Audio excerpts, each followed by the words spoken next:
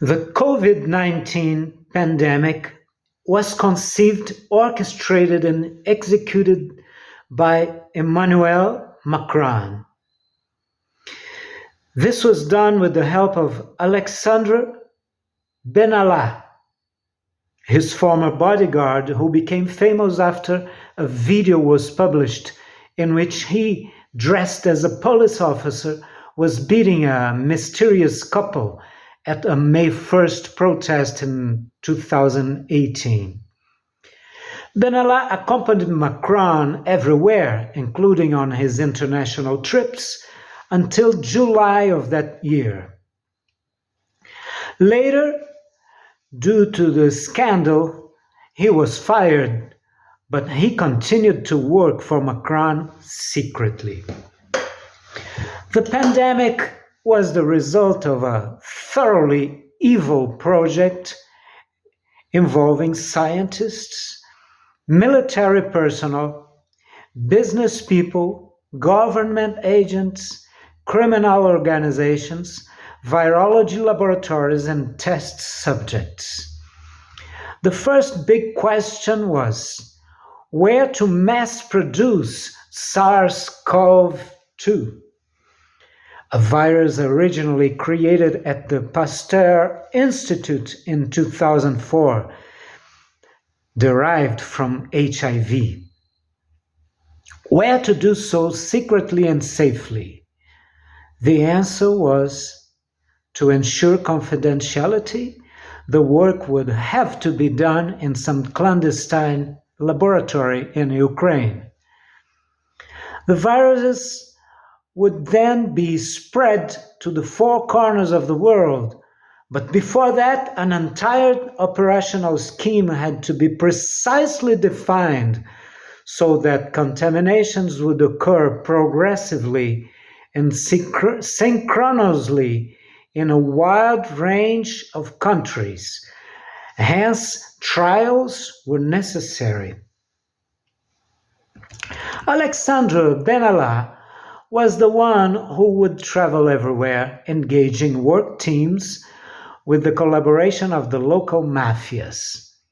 Thus, the first stage was planning, followed by global staff recruitment.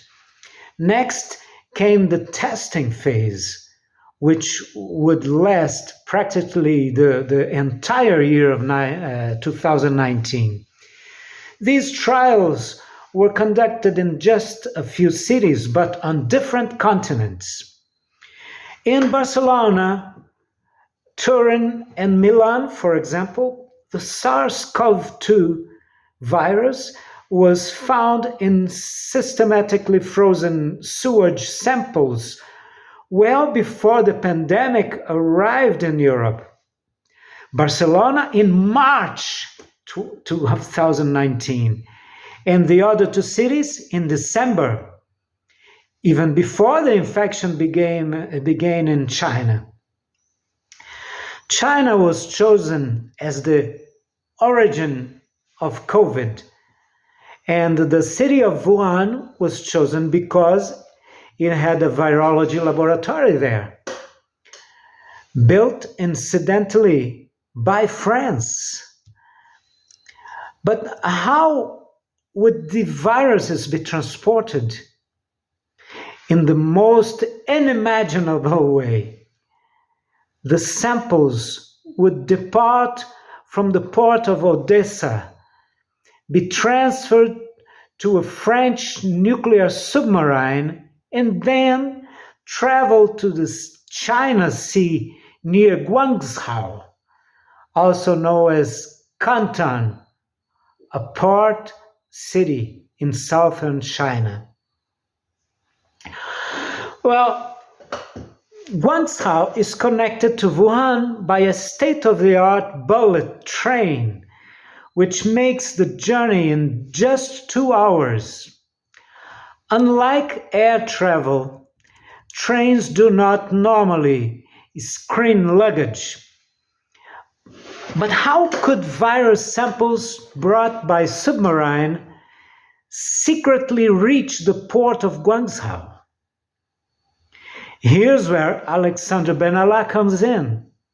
He would have to be in Guangzhou and charter a yacht to then head offshore to meet the submarine and collect the material in complete secrecy. To carry out this plan, a scheme was devised. Benalla would sign a contract with a large Chinese security company, which by coincidence happened to be about to open a large training center in Guangzhou. It was established that for a long period, Benalla would repeatedly go on training trips with stays of varying length. A fee of 2.2 million euros was agreed upon, not very modest for a bodyguard whose declared salary at the Élysée Palace was 6,000 euros a month. But then no one would be surprised that he would rent a yacht, going out on the boat with his companions. He could even collect new virus samples when necessary. This is precisely why the contract was long-term. Macron closely followed the entire planning of the COVID-19 rollout in China. So much so that having been there with Benalla in 2018, he made 2 more visits in 2019, the last of which took place between November 4th and 6th, just a month before the pandemic began. Like a conductor checking the most sensitive details of a symphony with the musicians at the final rehearsal, he went there to double check everything before the beginning of the great Symphony of Death, his life's masterpiece. China would be the beginning of everything, but it was also necessary to travel to other countries, find local collaborators, hire them, and define a clear plan, not only to the rehearsals, but also and especially for the phase of mass dissemination of the virus. To this end, since Benalla accompanied Macron to Russia 3 times in 2018, May 24 and 25th for the St. Petersburg Economic Forum, then July 10th for the World Cup semi-final, and July 15th for the World Cup final. Contracts were drawn up with the 2 Russian tycoons, supposedly to ensure the safety of their children and wives, one of whom would be on Côte d'Azur, Monaco, and the other who would be traveling through several European countries with his family.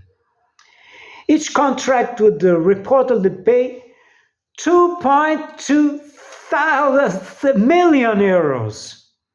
But this would justify Benalla's numerous trips in 2019 and 2020, not only to Russia, but to all European countries, without exception. Beyond this plan, it is said that while one of the tycoons with ties with the Moscow mafia connected Benalla with a highly competent team to spread the virus throughout Russia, the other, with close ties to the Barcelona mafia, would solve the problem within Europe. The world, however, is not limited to Eurasia. Macron needed to provide Alexander Benalla with enough passports, and Benalla collected them. In addition to 2 diplomatic passports, 2 other special service passports, not to mention the various fake passports he had in his lockers under different names. These lockers were removed from his home with the help of a friendly police officer, Chokri Vakrim, before the police showed up to conduct a search and seizure procedure. But why so many passports? Because this way, if necessary, he could enter and leave any country multiple times without having to explain himself, as if they were different people, and thus he would not leave a trace under his name. But for Benalla, it was not possible to enter any country. While with these passports he could easily make multiple trips to African countries, for example, and even to Israel, he was unable to enter other nations with stricter immigration policies, such as North Korea and other Asian countries. And where he didn't enter, there has been no COVID. Much of the information regarding Alexander Benalla adventures, some of which I mention here, was revealed by courageous journalists in numerous articles published in the French press. The problem is that focusing on specific facts, none of these authors managed to unite all the elements into a line of reasoning that connects them to one another, and therefore all of them to the same thing, the advent of COVID-19, which was presented to us as an anachronistic event resulting from a viral leak in a Wuhan laboratory, or even as an infection caused by the ingesting pangolins meat. Neither Macron or Benalla were then identified as protagonists of the great genocide of the century.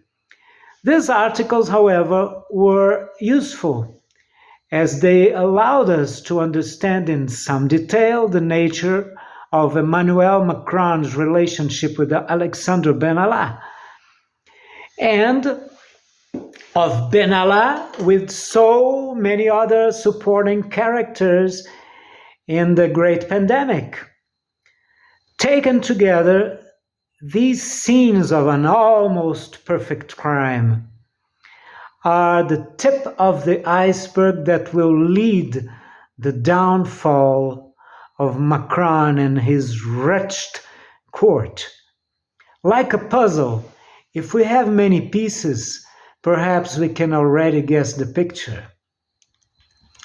For example, China has intercepted French nuclear-attacked submarines sailing in its seas for the past 5 years. The French government justification was arrogant and pointed to other supposed reasons, supposedly strategic ones, thus diverting the reader's attention to a line of reasoning that conceals the truth. But if we know that the only fast and safe way to transport biological weapons without the risk of being caught and unmasked is by nuclear submarine, then we are no longer blinded by the Ministry of Defense's arrogant justification.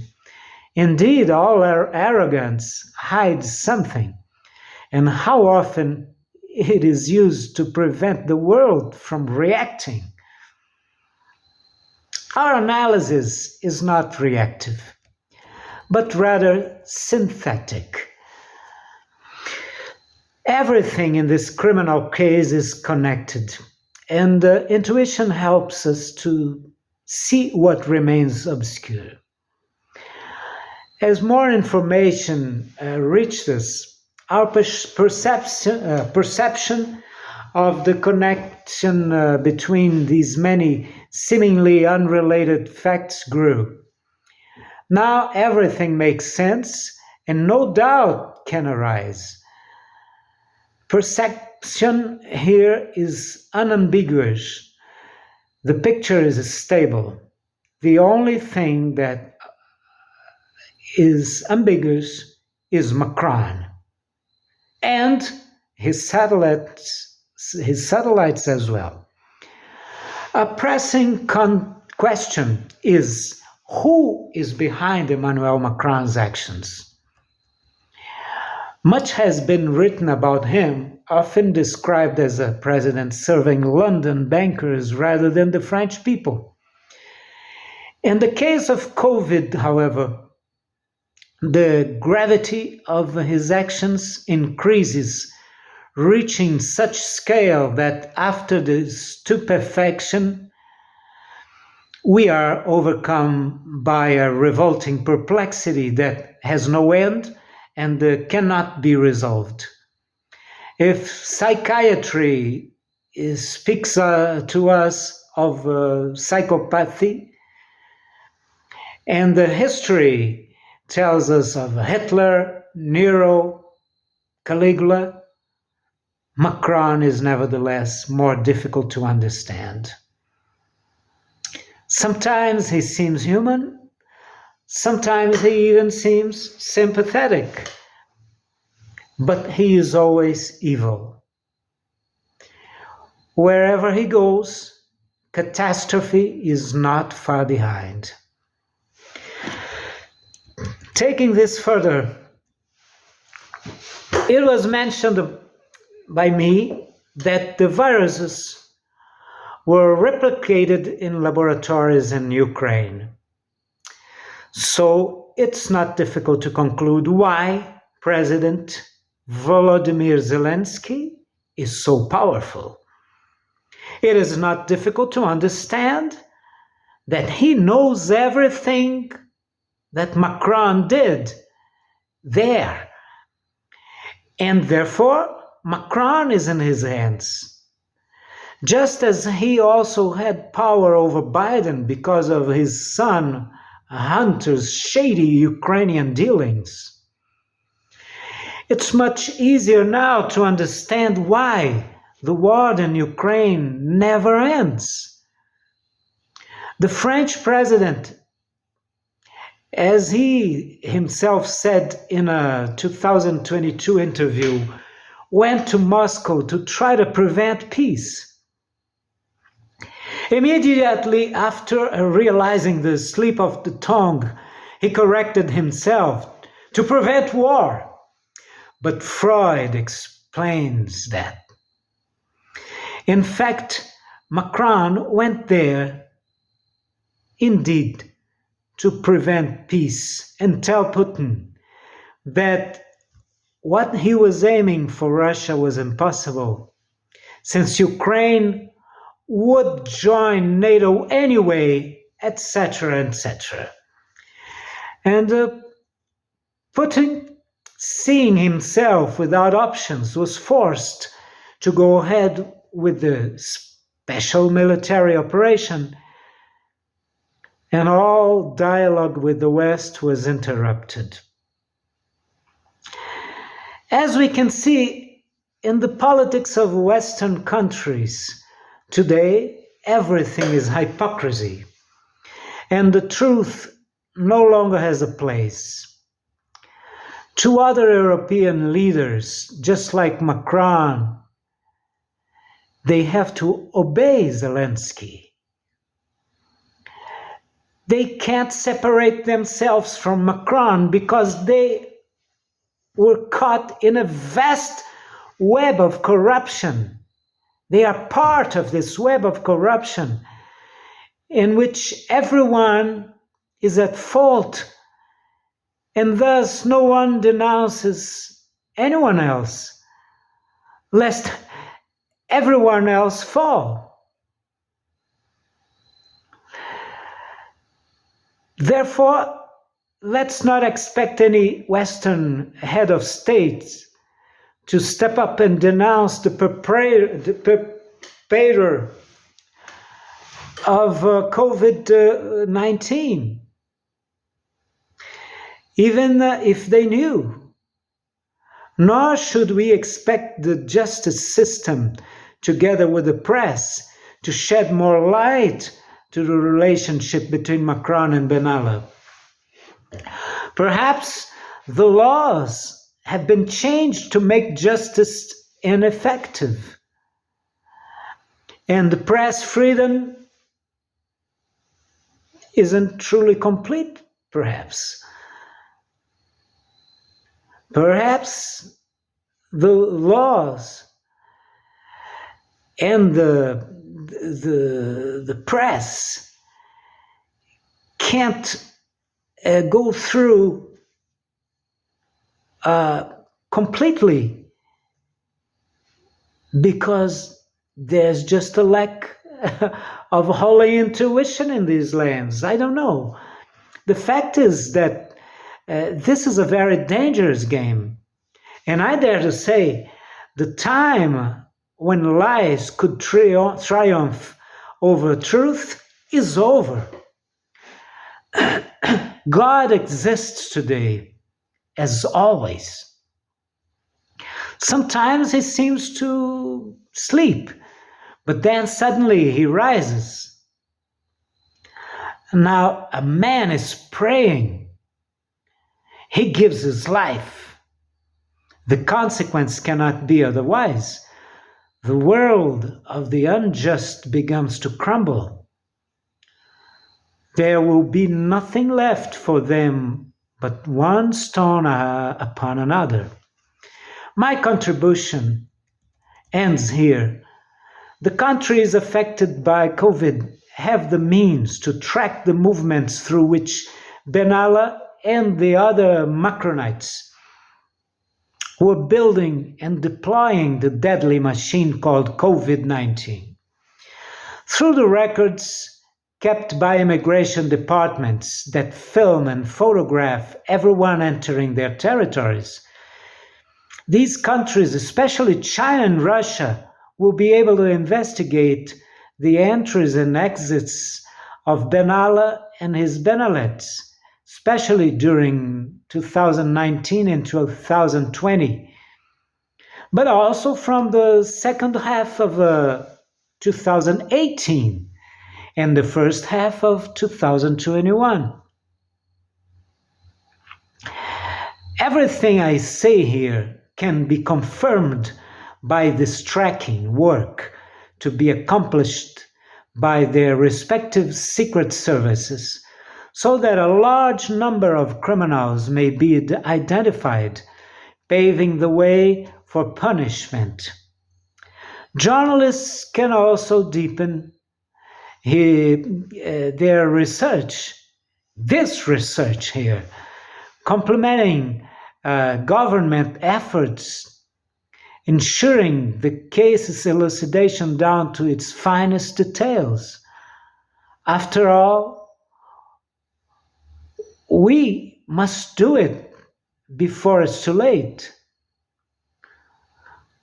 So let us realize that we are possibly facing the darkest page in human history.